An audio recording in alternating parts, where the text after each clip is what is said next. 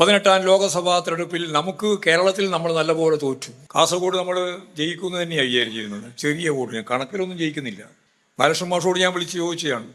ബാലകൃഷ്ണൻ മാഷ് പറഞ്ഞു കണക്കൊക്കെ നോക്കുമ്പോൾ കുറച്ച് പിറകിലാണ്, എന്നാലും ജയിക്കാൻ സാധ്യതയുണ്ട്. സഖാക്കൾ പറഞ്ഞത് കണക്ക് തന്നത് പൂർണ്ണമായി ലഭിക്കുന്നത് മുഴുവനായിട്ടില്ല. അപ്പോൾ ചെറിയ വോട്ടിന് നമുക്ക് കടന്നു പോകാം. കണ്ണൂർക്കാരും പറഞ്ഞത് നല്ല കണക്ക് തന്നെയാണ്, ജയിക്കുന്ന കണക്കാണ്, വലിയ രീതിയിൽ ജയിക്കും, 50-54,000 വോട്ടിന് ജയിക്കുന്ന.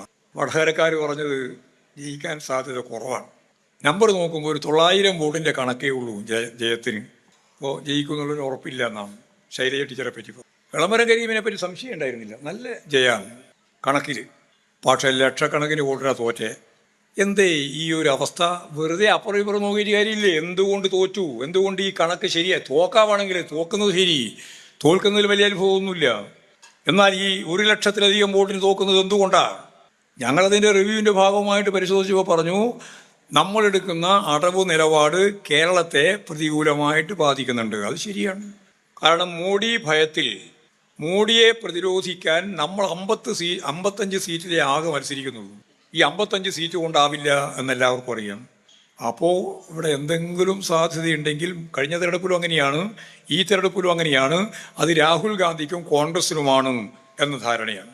ഇതിൻ്റെ ഒപ്പം ചേർന്ന് UDF 1,00,000 വോട്ടിന് ജയിച്ചിരിക്കുന്നു, രാജ്മോഹൻ ഉണ്ണിത്താൻ എന്ന് ഇവിടെ നിങ്ങൾ ധരിക്കണ്ട. ഇവിടെ ഉൾപ്പെടെയുള്ള കേരളത്തിലെ ഓരോ മണ്ഡലത്തെയും ഞങ്ങൾ സൂക്ഷ്മമായിട്ട് പരിശോധിച്ച് നോക്കിയപ്പോൾ കണ്ട ചിത്രം എന്താ? മുസ്ലിം സാന്ദ്രത കൂടുതലുള്ള നിയോജക മണ്ഡലങ്ങളിൽ തീവ്രവാദ പ്രസ്ഥാനമായ ജമാഅത്തെ ഇസ്ലാമിൻ്റെ സ്വാധീനമുണ്ട്, SDPIയുടെ സ്വാധീനമുണ്ട്. ഈ SDPIയും ജമാഅത്തെ ഇസ്ലാമിയും യഥാർത്ഥത്തിൽ UDFൻ്റെ ഭാഗമല്ല. കമ്മ്യൂണിസ്റ്റ് വിരുദ്ധതയുടെ അടിസ്ഥാനത്തിൽ കോൺഗ്രസ് ആണ് ജയിക്കേണ്ടത് എന്ന ക്യാമ്പയിൻ്റെ മുന്നിൽ നിന്ന് വർഗീയ ധ്രുവീകരണത്തിന്, ന്യൂനപക്ഷ വർഗീയ ധ്രുവീകരണത്തിന് വേണ്ടി പ്രവർത്തിച്ച ഏറ്റവും പ്രധാനപ്പെട്ട വിഭാഗമാണ് ജമാഅത്തെ ഇസ്ലാമിയും SDPIയും. മുസ്ലിം ജനസാമാന്യത്തിലേക്ക് നല്ലതുപോലെ കടന്നു കയറി മാസ് ബേസ് ഉള്ള മുസ്ലിം ലീഗിൻ്റെ അണികളെ തന്നെ ഇതിൻ്റെ ഭാഗമാക്കി മാറ്റി അതിൻ്റെ ഗുണഭോക്താവായി കോൺഗ്രസ് നിൽക്കുകയാണ് കഴിഞ്ഞ തെരഞ്ഞെടുപ്പിൻ്റെ ഭാഗമായി കേരളത്തിലെ എല്ലാ നിയോജക മണ്ഡലത്തിലും 20 നിയോജക മണ്ഡലത്തിലും അവർ ചെയ്തത്. ഒരു മഴവിൽ സത്യമാണ് എന്ന് ഞങ്ങൾ വെറുതെ പറഞ്ഞതല്ല.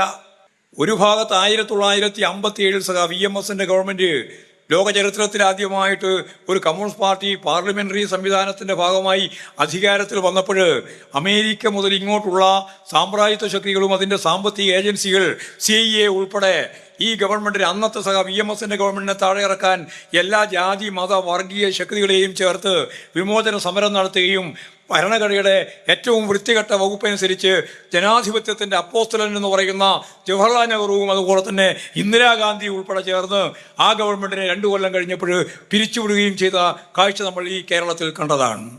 അന്ന് ഉപയോഗിച്ചത് ഈ വർഗീയ ശക്തികളെ, ജാതി മത ശക്തികളെ തന്നെയാണ്, വർഗീയ ശക്തികളെ തന്നെയാണ് എന്ന് നമുക്കറിയാം.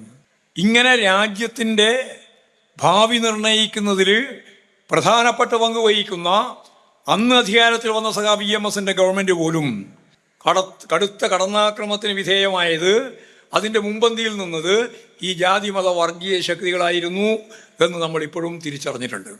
ഇപ്പോൾ ഈ 18ാം ലോകസഭാ തെരഞ്ഞെടുപ്പിൻ്റെ ഭാഗമായും അതിനു മുമ്പുള്ള 17ാം ലോകസഭാ തെരഞ്ഞെടുപ്പിൻ്റെ ഭാഗമായും ഈ പറയുന്ന പ്രക്രിയ തന്നെയാണ് കേരളത്തിൽ അരങ്ങേറിയത്.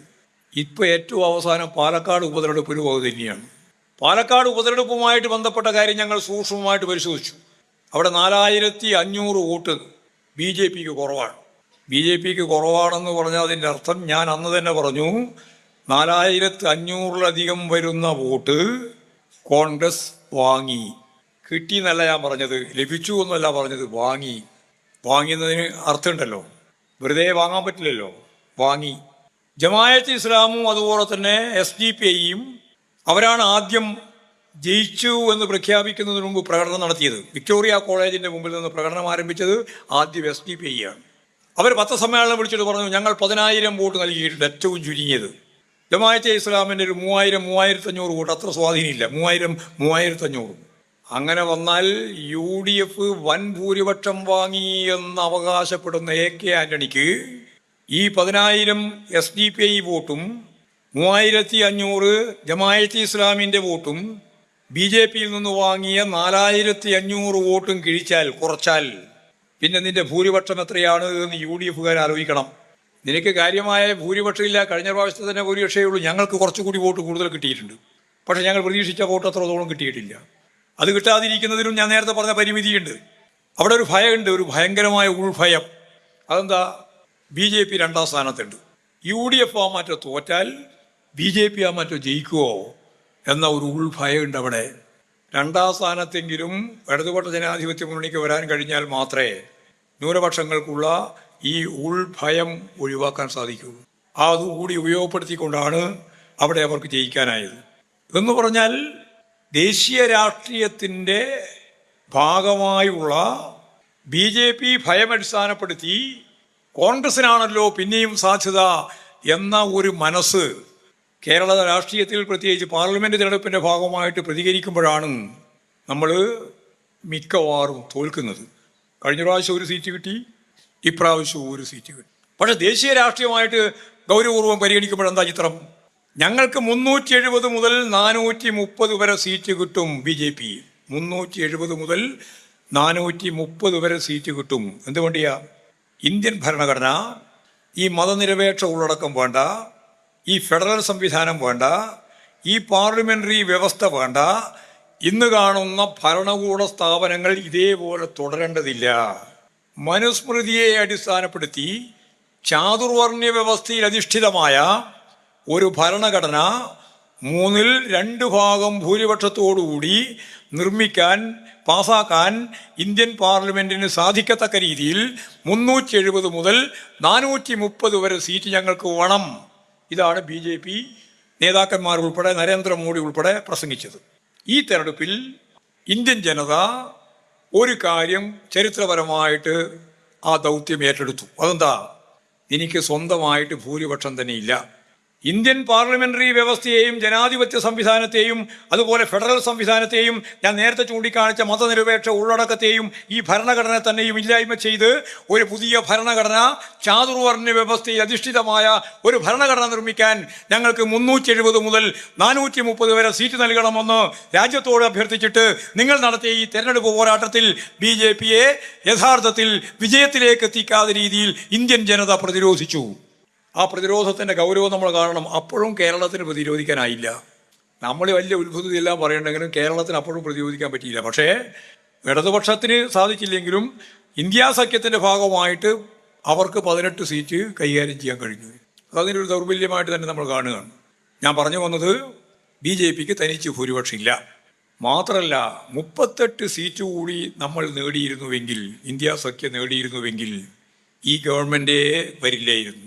2% വോട്ടിൻ്റെ കുറവ് മാത്രമേ ഇന്ത്യ സഖ്യത്തിന് ഉണ്ടായിരുന്നുള്ളൂ.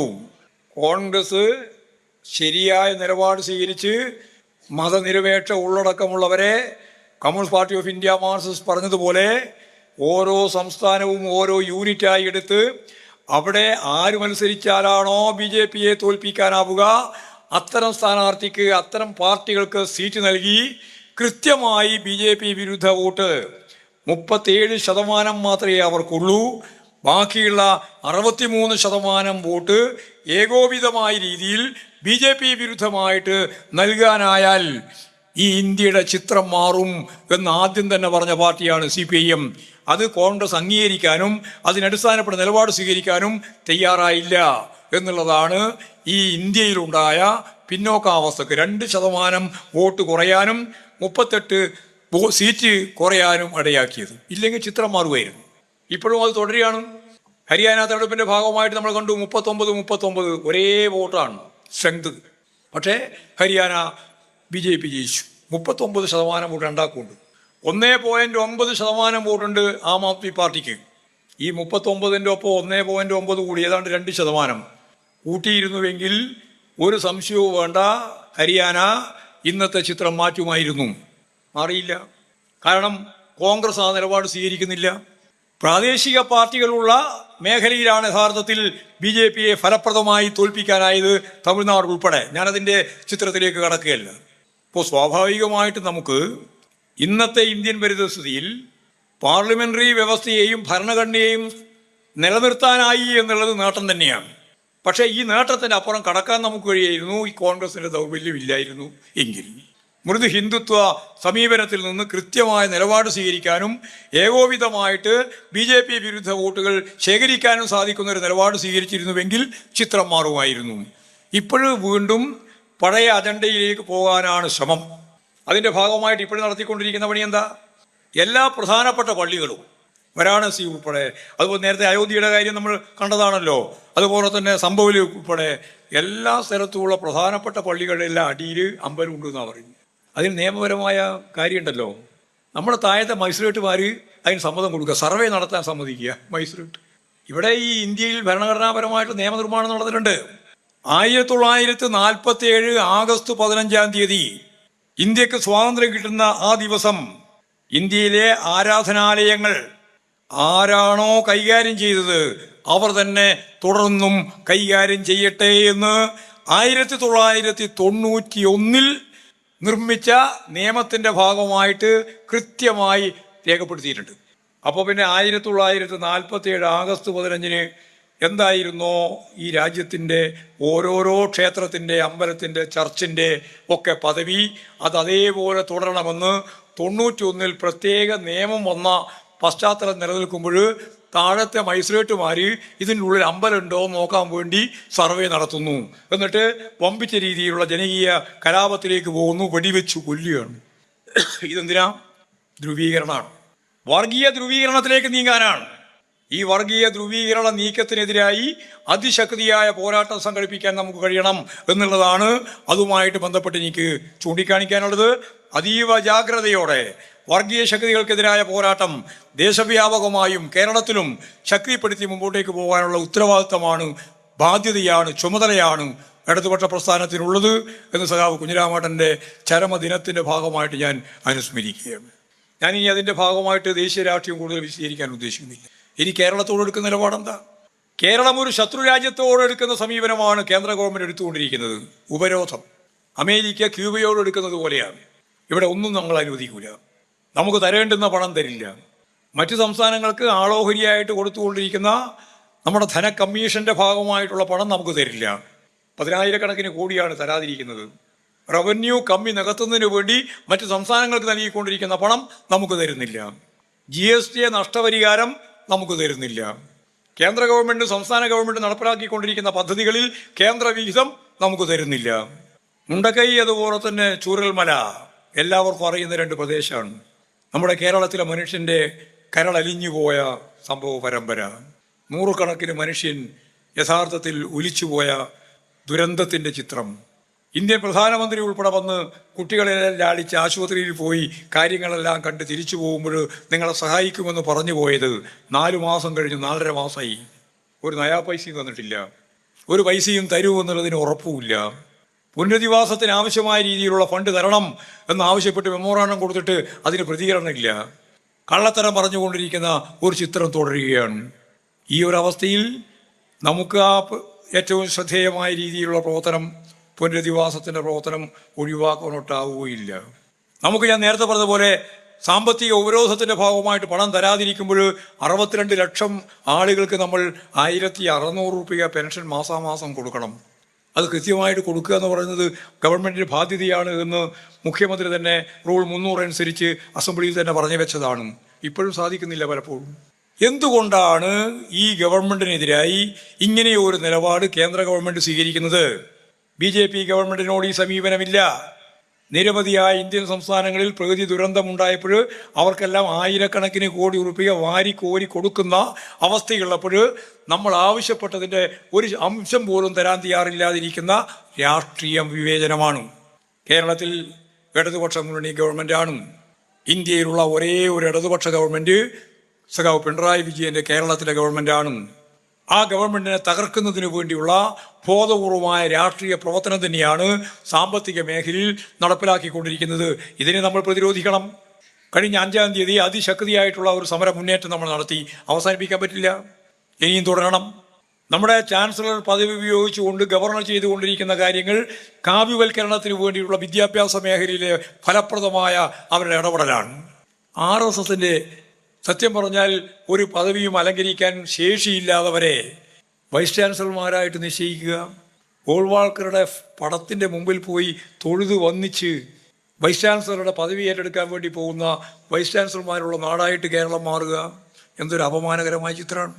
ലോകത്തിൻ്റെ വിവിധ മേഖലയിലുള്ള ഏറ്റവും പ്രമുഖരെ കേരളത്തിലെ യൂണിവേഴ്സിറ്റികളുടെ തലപ്പത്ത് കൊണ്ടുവന്ന പാരമ്പര്യമുള്ള ഒരു സംസ്ഥാനമാണ് കേരളം.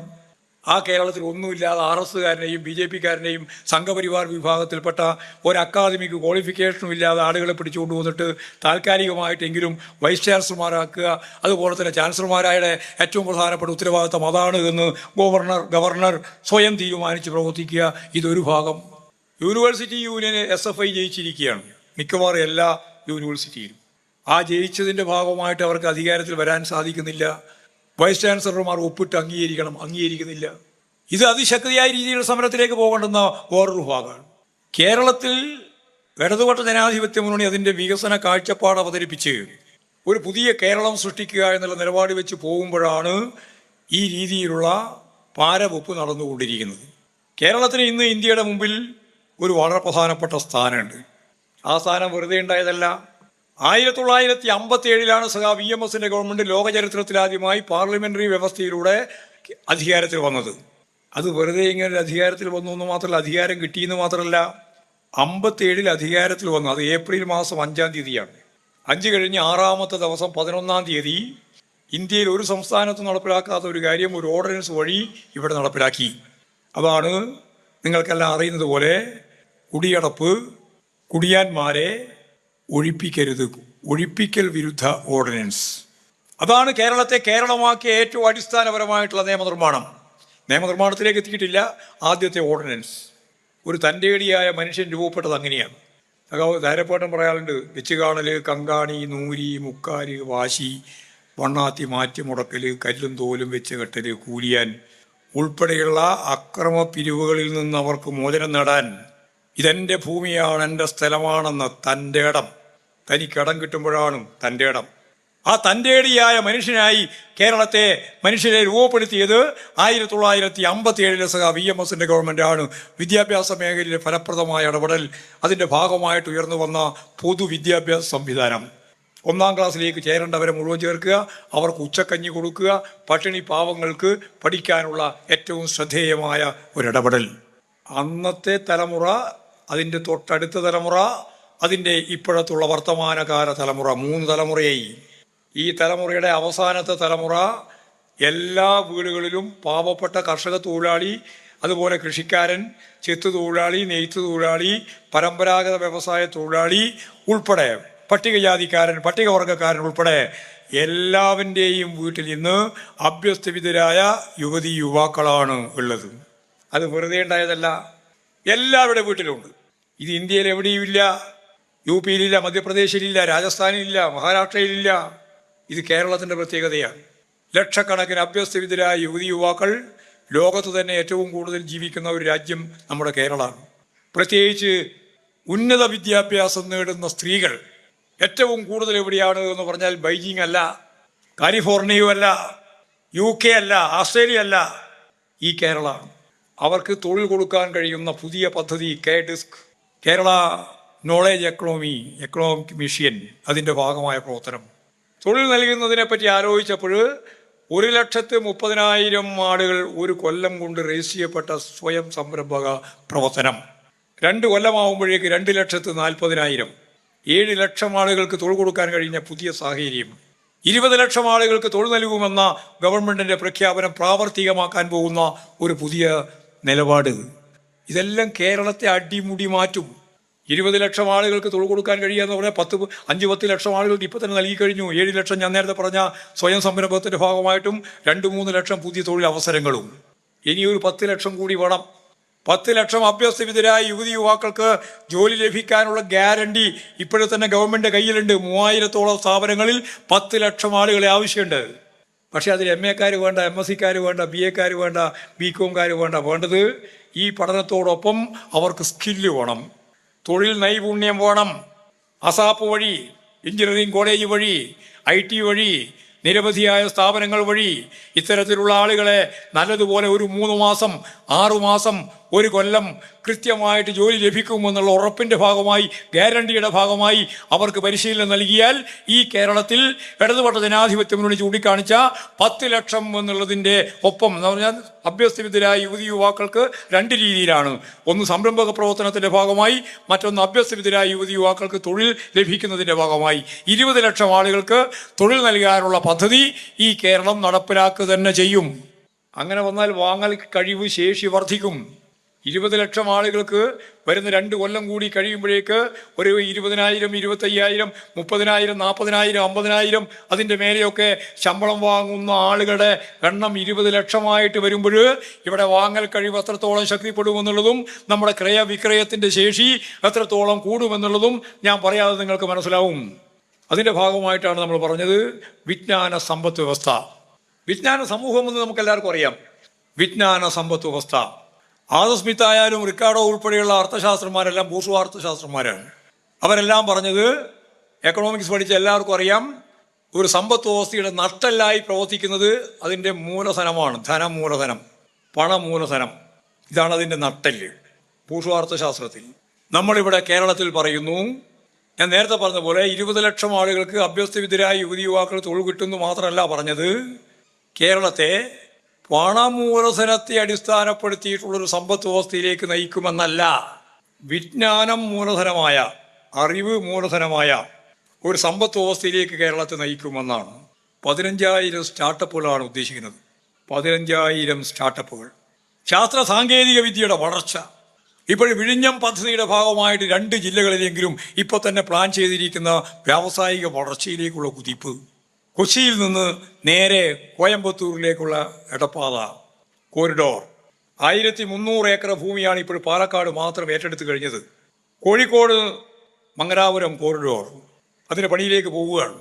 ഇങ്ങനെ നിരവധിയായ മേഖലകളിലേക്ക് ലക്ഷക്കണക്കിന് മനുഷ്യന് തൊഴിൽ നൽകാൻ സാധിക്കുന്ന ലോകത്തെ തന്നെ ഏറ്റവും പ്രധാനപ്പെട്ട കമ്പനികളെ ചേർത്ത് ഈ കേരളം ഒരു വിജ്ഞാന സമൂഹത്തിൻ്റെ അനന്തരഫലം എന്ന രീതിയിൽ വിജ്ഞാന സമ്പദ് വ്യവസ്ഥയിലേക്ക് നീങ്ങുകയാണ്. 20 കൊല്ലം ദാരിദ്ര്യമില്ലാതെ ദാരിദ്ര്യം അവസാനിപ്പിച്ച നാടായിട്ട് ഈ കേരളം മാറുകയാണ്. കേരളത്തിൻ്റെ ഏറ്റവും പ്രധാനപ്പെട്ട മാറ്റത്തിൻ്റെ ഒരു ഭാഗം അതാണ്. ഇന്ത്യയിൽ 35%, 40% അതിദാരിദ്ര്യം, പട്ടിണി. കേരളത്തിലെ അതിദാരിദ്ര്യം 0.5%. അത് കൃത്യമായി കണക്ക് 7%, 0.7% ഉള്ളപ്പോൾ കണക്ക് കൂട്ടിയപ്പോൾ 64,006 കുടുംബം സർവേ.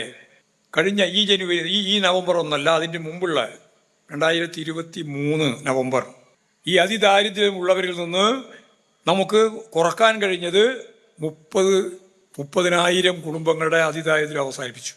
ബാക്കി എത്രയാ? 34,006 കുടുംബം. ഇക്കൊല്ലത് പൂർണ്ണമായില്ല. അടുത്ത നവംബർ 2025 നവംബർ മാസം 1-ാം തീയതി കേരള പിറവി ദിനം. ആ ദിനത്തിൽ ഇന്ത്യയുടെ ചരിത്രത്തിൽ ആദ്യമായി അതിദാരിദ്ര്യം അനുഭവിക്കാത്ത മനുഷ്യരെ പൂർണ്ണമായ അർത്ഥത്തിൽ ഉൾക്കൊള്ളുന്ന ഏക സംസ്ഥാനമായി ഈ കേരളത്തെ മാറ്റുക എന്ന ലക്ഷ്യം വരുന്ന നവംബറിൽ പൂർത്തിയാക്കാൻ പോവുകയാണ്. ഇതാണ് കേരളത്തിൻ്റെ പ്രത്യേകത. അതിദാരിദ്ര്യം അനുഭവിക്കുന്ന ആളിവിടെയില്ല. ബാക്കി 30-35% എന്ന് പറഞ്ഞാൽ 100-ൽ 30-35 ദാരിദ്ര്യം, അതിദാരിദ്ര്യം, പട്ടിണി. ഇവിടെ എത്രയാ ദാരിദ്ര്യം? ഇപ്പോൾ കണക്കനുസരിച്ച് തന്നെ 0.5 എന്ന് പറഞ്ഞാൽ 100-ൽ ഒരാളില്ല, 200-ലാണ് ഒരാൾ വരിക. ഇതാണ് നമ്മുടെ മുമ്പിലുള്ള ചിത്രം. വിദ്യാഭ്യാസ മേഖല ലോകോത്തരമായ രീതിയിൽ നമ്മൾ ഇപ്പോഴും തന്നെ മുന്നേറിക്കൊണ്ടിരിക്കുകയാണ്, പശ്ചാത്തല സൗകര്യം ഉൾപ്പെടെ. അതിൻ്റെ വിശദീകരണത്തിലേക്ക് ഞാൻ കടക്കുന്നില്ല. ആരോഗ്യ മേഖല ലോകത്തെ വിസ്മയിപ്പിക്കുന്ന രീതിയിലാണ് കോവിഡ് പശ്ചാത്തലം നമ്മൾ അഭിമുഖീകരിച്ചത്. ജനകീയ ആരോഗ്യ പ്രസ്ഥാനം ലോകത്തിന് മാതൃകയാണ്, അമേരിക്ക ഉൾപ്പെടെ ചൂണ്ടിക്കാണിച്ചതാണ്. അപ്പോൾ ആരോഗ്യ മേഖല, നേരത്തെ പറഞ്ഞ തൊഴിൽ മേഖല, ഇപ്പോൾ പറഞ്ഞ നമ്മുടെ ഏറ്റവും പ്രധാനപ്പെട്ട വിദ്യാഭ്യാസ സംവിധാനം, പട്ടിണി അവസാനിപ്പിക്കൽ, പാവപ്പെട്ട മുഴുവൻ മനുഷ്യർക്കും വീട്, എല്ലാവർക്കും വീട് നൽകുന്ന ലൈഫ് പദ്ധതി, അത് 2 കൊല്ലം കൊണ്ട് നമുക്ക് പൂർത്തിയാക്കാനാവണം. ലൈഫിൻ്റെ ഭാഗമായിട്ട് നമ്മൾ യഥാർത്ഥത്തിൽ ഓരോ പഞ്ചായത്തിലും എത്ര വീടിന് കൊടുക്കാനുണ്ടെന്ന് നോക്കിയിട്ട് അവർക്ക് വീട് നൽകുന്നതിന് വേണ്ടി പദ്ധതി ആസൂത്രണം ചെയ്യണം. നമുക്ക് തന്നെ നേരിട്ട് കടം വാങ്ങി ചെയ്യാനും ഗവൺമെൻറ്റിൻ്റെ വിഹിതം കിട്ടുമ്പോൾ കൊടുക്കാനും സാധിക്കുന്ന സാഹചര്യം വേണമെന്നാണ് ഇപ്പോൾ ആലോചിച്ചുകൊണ്ടിരിക്കുന്നത്. അപ്പോൾ എല്ലാവർക്കും വീട്. ഇങ്ങനെ എല്ലാം കൂടി ചേർന്ന് മുമ്പോട്ടേക്ക് വന്നാൽ നമ്മുടെ ഗവൺമെൻറ്റിനെതിരായി, മുഖ്യമന്ത്രിക്കെതിരായി അപവാദ പ്രചാരവേല കൊണ്ട് പൊറുതി മുട്ടിക്കാൻ ശ്രമിച്ചുകൊണ്ടിരിക്കുന്ന ഈ സാഹചര്യത്തിൽ നമുക്ക് മറികടക്കണം. മാധ്യമങ്ങൾ മുഴുവൻ നമുക്കെതിരാണ്. കള്ള പ്രചാരവേല നടത്തിക്കൊണ്ടിരിക്കുകയാണ്. പ്രതിപക്ഷമല്ല ഇവിടുത്തെ പ്രധാന പ്രതിപക്ഷം, ഇവിടുത്തെ മാധ്യമങ്ങളാണ്.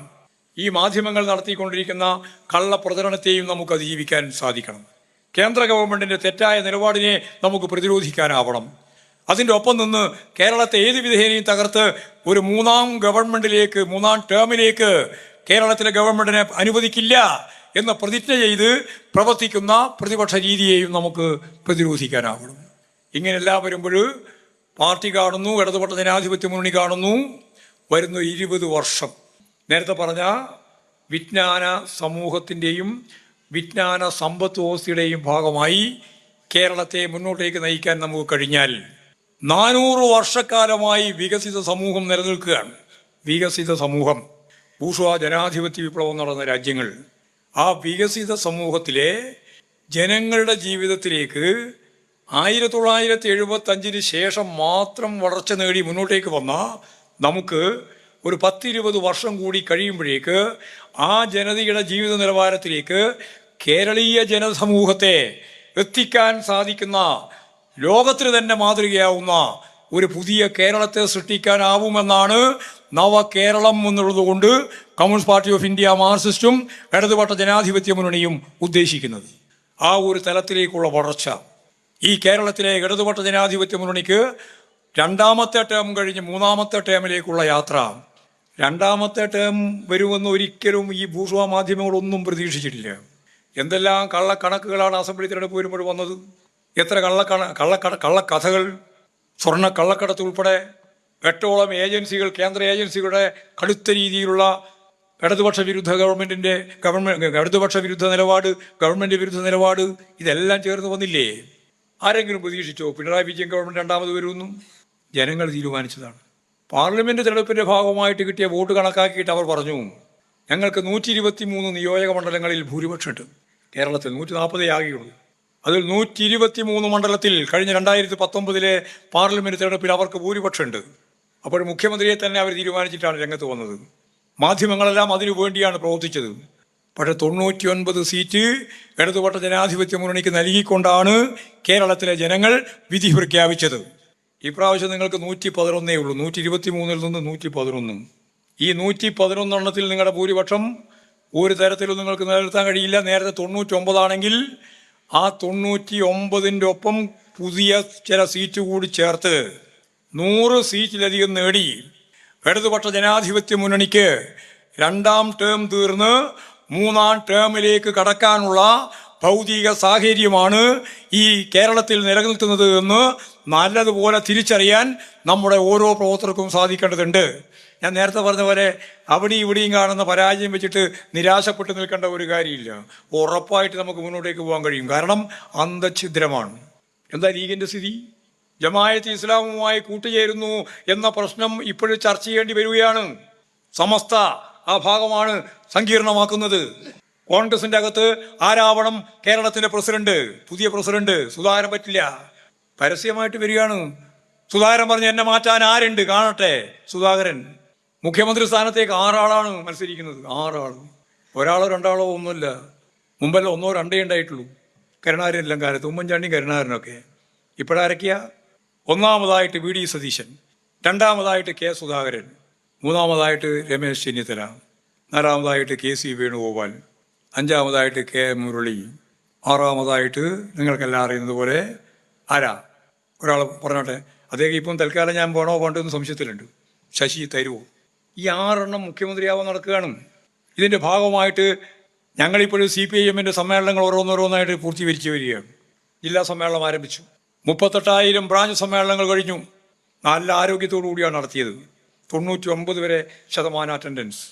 ആദ്യം പറയാൻ ശ്രമിച്ചിരുന്നു, അവിടെ കുഴപ്പമാണ് ഇവിടെ കുഴപ്പമാണ്. ഒരു കുഴപ്പമില്ല, എല്ലാ കുഴപ്പവും പരിഹരിച്ചിട്ടുണ്ട്. അതിനുശേഷമാണ് ഞങ്ങൾ ലോക്കൽ സമ്മേളനം 2444 ലോക്കൽ സമ്മേളനം. അതിൽ 7 സമ്മേളനമാണ് മാറ്റിവെച്ചത്. ബോധപൂർവം തന്നെയാണ് അത് നടത്താതിരിക്കുന്നത്. വേണമെങ്കിൽ നടത്തുകയൊക്കെ ചെയ്യായിരുന്നു. കരുനാഗപ്പള്ളി 200, ഞങ്ങൾക്കറിയുന്ന പോലെ നിങ്ങൾക്കെല്ലാവരും 209 ഏരിയ സമ്മേളനങ്ങൾ. 209, 210 ആകെ, 201 ഒഴിവാക്കി. അപ്പോൾ 210-ൽ 209 ഏരിയ സമ്മേളനങ്ങൾ. 14 ജില്ലാ സമ്മേളനം 1 കഴിഞ്ഞു. വളരെ ആരോഗ്യകരമായ രീതിയിലാണ് കൊല്ലം സമ്മേളനം കഴിഞ്ഞത്. എന്തെങ്കിലും വാർത്ത എഴുതി പിടിപ്പിക്കുന്ന കാര്യം നിങ്ങൾ കണ്ടോളണം. ഒന്നും എഴുതി പിടിപ്പിക്കുന്നതൊന്നുമല്ല ശരി. നല്ല നിലയിൽ ഗൗരവപൂർണമായി സമ്മേളനം നടന്നു. ഇനി ഇമ്മാസം തന്നെ 2-3 സമ്മേളനം നടക്കാൻ പോവുകയാണ്. അടുത്ത മാസത്തോടുകൂടി മിക്കവാറും സമ്മേളനം തീരും. അടുത്ത മാസം, അതിൻ്റെയും തൊട്ടടുത്ത മാസം ഫെബ്രുവരി മാസമാകുമ്പോഴേക്ക് എല്ലാ ജില്ലാ സമ്മേളനവും തീരും. നല്ല ആരോഗ്യകരമായ രീതിയിലാണ്. വലിയ രീതിയിൽ ആശങ്കയുണ്ടായിരുന്നു ഒരുപാട് സമ്മേളനങ്ങളെ പറ്റി. കായംകുളം സമ്മേളനം, മണ്ണാർക്കാട് സമ്മേളനം, തിരുവല്ല സമ്മേളനം തുടങ്ങിയ ഒരുപാട് സമ്മേളനത്തെ പറ്റി ഉത്കണ്ഠയുണ്ടായിരുന്നു. ഒന്നുമില്ല. എല്ലാം ഏകണ്ഠമായിട്ട് തീരുമാനിച്ചു പോകുന്ന നിലയിലേക്കാണ് സമ്മേളനം എത്തിച്ചേർന്നിട്ടുള്ളത്. ഞങ്ങൾ ഇടപെട്ടിട്ടുണ്ട്, എല്ലാ സ്ഥലത്തും ഇടപെട്ടിട്ടുണ്ട്. ഇടപെടാതെ മുന്നോട്ടേക്ക് പോകാൻ പാർട്ടി ഉദ്ദേശിക്കുന്നില്ല. തെറ്റായ ഒരു പ്രവണതയെയും വെച്ച് പൊറുപ്പിക്കാൻ ഈ പാർട്ടിക്ക് ഉദ്ദേശമില്ല. ഒരുപാട് തെറ്റായ പ്രവണതകളുണ്ട് പാർട്ടിക്കകത്ത്. ആ പ്രവണതകളെല്ലാം കൃത്യമായിട്ട് ചർച്ച ചെയ്ത് സ്വയം വിമർശനപരമായി പരിശോധിച്ച് നിലപാട് സ്വീകരിച്ച് മുമ്പോട്ടേക്ക് പോകും. എവിടെയായാലും മുതലാളിത്ത സമൂഹത്തിൻ്റെ ഭാഗമായിട്ട് വരുമ്പോൾ തെറ്റായ പ്രവണതകളൊക്കെ അരിച്ചു കയറാൻ സാധ്യതയുണ്ട് ബൂർഷ്വാ ഐഡിയോളജിയുടെ ഭാഗമായിട്ട്. അത് ഓരോന്നും മനസ്സിലാക്കി ഇടപെടി തന്നെ വേണം, തിരുത്തി തന്നെ വേണം. ഫലപ്രദമായ ഇടപെടലിലൂടെ പാർട്ടി സഖാക്കളെയും പാർട്ടി ഘടകങ്ങളെയും തിരുത്തി മുന്നോട്ടേക്ക് കൊണ്ടുപോവുക എന്നുള്ളത് തന്നെയാണ് ഉദ്ദേശിക്കുന്നത്. ആ പ്രക്രിയയിലൂടെയാണ് പാർട്ടി തന്നെ കണ്ടെത്തിയിട്ടുള്ള തെറ്റ് തിരുത്തൽ രേഖയെ അടിസ്ഥാനപ്പെടുത്തിയിട്ട് പാർട്ടി മുമ്പോട്ടേക്ക് പോവുകയാണ്. അത് ഒരു കൊല്ലം കൊണ്ട് അവസാനിക്കുന്നതല്ല, ഏതെങ്കിലും ഒരു സമ്മേളനം കൊണ്ട് അവസാനിക്കുന്നതല്ല. പാർട്ടി ജീവിതത്തിലുടനീളം ഈ തെറ്റ് തിരുത്തൽ പ്രക്രിയ തുടർന്ന് മുന്നോട്ടേക്ക് കൊണ്ടുപോകണം. തെറ്റായ ഒരുപാട് പ്രവണതയുണ്ട്. ഞാനിപ്പോൾ അതൊന്നും ഇവിടെ വിശദീകരിക്കുന്നില്ല. ആ തെറ്റായ പ്രവണതകളെല്ലാം പാർട്ടി രാഷ്ട്രീയ നിലപാട് വെച്ചുകൊണ്ട് 2 പ്രധാനപ്പെട്ട കാര്യമാണ്. ഒന്ന് മെറിറ്റ്, 2 കമ്മ്യൂണിസ്റ്റ് മൂല്യങ്ങൾ. ഇത് രണ്ടും വളരെ പ്രധാനമായിട്ട് മുറുകെ പിടിച്ചുകൊണ്ട് തന്നെയാണ് പാർട്ടി മുന്നോട്ടേക്ക് പോകാൻ ഉദ്ദേശിക്കുന്നത്. അതല്ലാതെ എന്തെങ്കിലും കാര്യം താൽക്കാലിക ലാഭം അടിസ്ഥാനപ്പെടുത്തി പാർട്ടിയെ ആകെ കൈകാര്യം ചെയ്ത് മുമ്പോട്ടേക്ക് പോകാം എന്നെല്ലാമുള്ള ശ്രമങ്ങളുണ്ട്. ആ ശ്രമത്തിനൊന്നും വഴങ്ങാൻ കമ്മ്യൂണിസ്റ്റ് പാർട്ടിക്ക് സാധിക്കില്ല. ശരിയായ നിലപാട് സ്വീകരിച്ചുകൊണ്ട് പാർട്ടി മുന്നോട്ടേക്ക് പോകണം. ഞാൻ നേരത്തെ പറഞ്ഞ പോലെ തെറ്റായ ഒരു പ്രവണതക്കും ഈ പാർട്ടി കീഴടങ്ങില്ല. അങ്ങനെ വന്നാൽ ഇപ്പോൾ കരുനാഗപ്പള്ളി സമ്മേളനം ചെയ്തതുപോലെ ഞങ്ങൾ പറഞ്ഞു ആ സമ്മേളനം നടത്തേണ്ടിയില്ല. ആ സമ്മേളനം നടത്തിയില്ല. കരുനാഗപ്പള്ളിയിൽ നിന്ന് ഒരാളെയും കമ്മ്യൂണിസ്റ്റ് പാർട്ടി ഓഫ് ഇന്ത്യ മാർക്സിസ്റ്റിന്റെ ജില്ലാ കമ്മിറ്റിയിലേക്ക് എടുത്തില്ല. എന്ത് തോന്നിയാസം ചെയ്താലും അതിലൊന്നും ഈ പാർട്ടി ചോദിക്കാനും പറയാനും ആളില്ല എന്ന് ധരിച്ച് പുറപ്പെട്ട ചില ആളുകളുണ്ട്. അവർക്ക് വേണ്ടി ഞാൻ പറയുകയാണ് ഈ ഉത്തരം. ഒരാളും പാർട്ടിക്ക് മേലെയല്ല.